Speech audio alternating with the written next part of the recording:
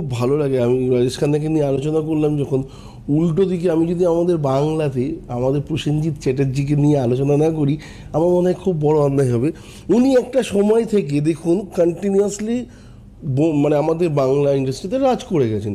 শুধু রাজ না, উনিও যদি ভাবতেন যে আমার কম্পিটিটার অভিষেক বা আমার কম্পিটিটার তাপস পাল বা চিরঞ্জিত যিনি এই মুহূর্তে রয়েছেন, বা এই মুহূর্তে যারা হ্যাঁ, যারা যারা নায়ক উঠছে সেই সময়, তাদেরকে যদি ভাবতেন উনি এতদিন থাকতেন, বাকিরা কেউ আছে এখনো পর্যন্ত সেই না, জায়গায়? না, না, কেউ নেই।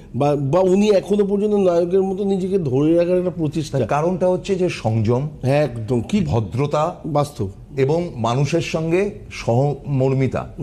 তা আমি তো বলছি, মানে প্রসেনজিৎ চ্যাটার্জি অনেক সিনিয়র একজন আর্টিস্ট, মানে কি বলবো, ওনার সম্বন্ধে বলার কিছু নেই। কিন্তু উনি যদি সবাইকে কম্পিটিটর মনে করতেন না, আমার মনে হয় উনিও দাদাও আজকে এই জায়গাতে থাকতেন না। উনি অনেক আগে হারিয়ে যেতেন এবং ওনার মধ্যে সেই বড় জায়গাটা ছিল, তার জন্য রয়েছেন।